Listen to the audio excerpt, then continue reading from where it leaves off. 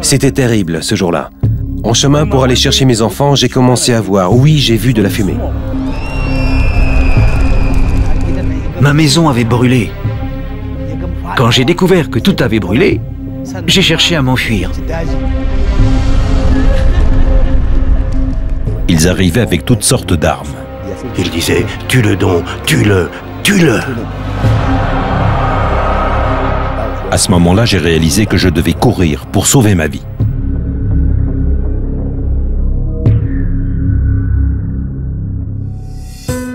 Le Nigeria, une population de 140 millions d'habitants qui ne cesse de croître. Un Africain sur 7 vit ici dans le pays le plus peuplé du continent.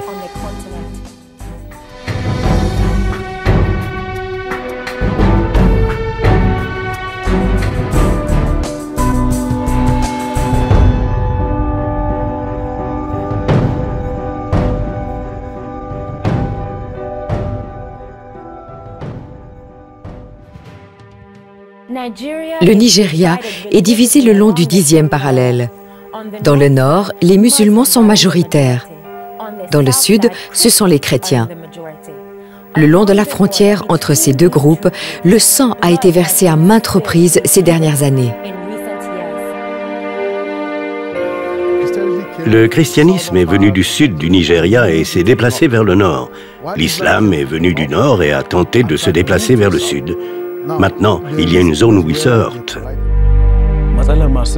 Nous sommes confrontés à la persécution de la part de nos voisins, les musulmans. Ils ne veulent pas voir l'évangile progresser et ils envient le développement de nos églises et de nos commerces qui prospèrent aussi. Depuis 2001, 2000 chrétiens ont été tués et 250 églises détruites. Et plusieurs locaux commerciaux qui valaient des millions de naira ont été détruits. Depuis l'an 2000, plus de 50 000 personnes ont fui leur maison, déplacées par la violence.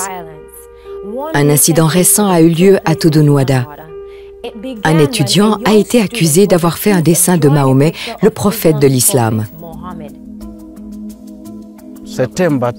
Septembre 2007. Quelqu'un est arrivé à l'école, il a dessiné le prophète et il a dit ensuite que c'était un des chrétiens de l'école qui l'avait dessiné. C'est ce qui a causé les émeutes du 28 septembre. Nous ne savons pas si cette information est vraie, mais c'est ce que nous avons entendu. Tout à coup, l'affaire a été prise au sérieux, de sorte qu'elle s'est répandue dans toute la ville.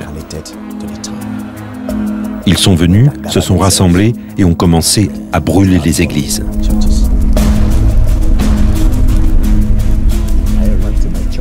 J'ai couru à mon église parce que j'en suis le responsable. J'ai passé à travers la forêt, évitant la route. J'ai atteint l'arrière du bâtiment.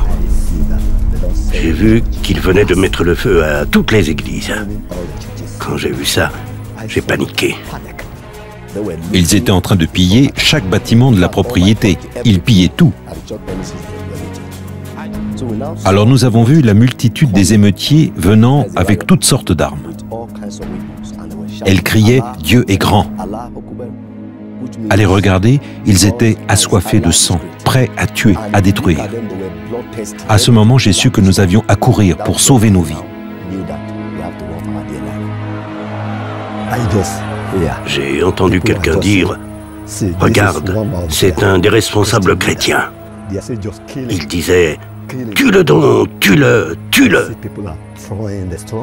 J'ai vu des personnes me lancer des pierres et jeter leurs armes sur moi.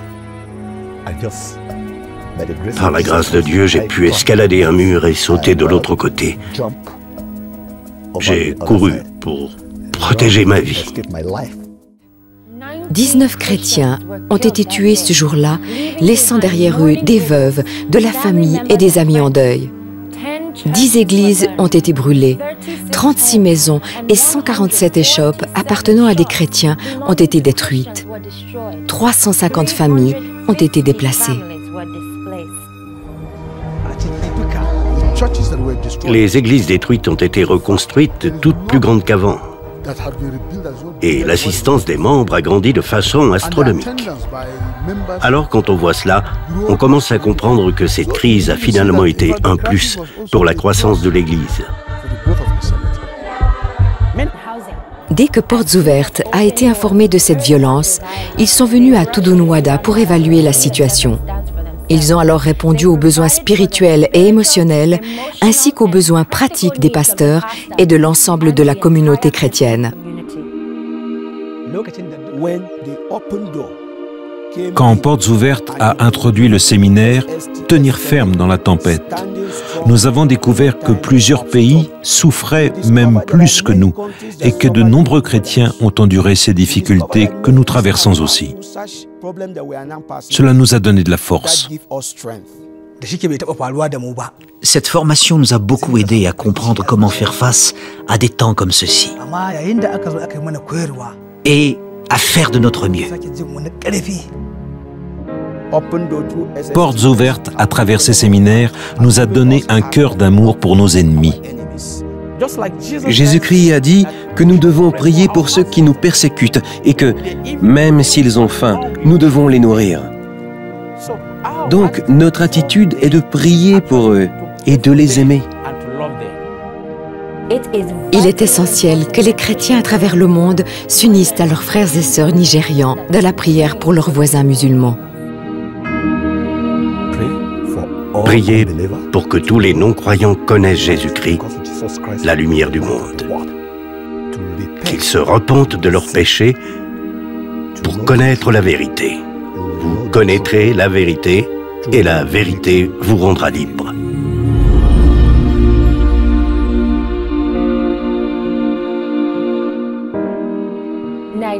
Le Nigeria, quel est son avenir? Y aura-t-il une augmentation ou une diminution de la persécution? Il n'y a pas de réponse simple, mais le besoin critique auquel le pays est confronté est le pardon.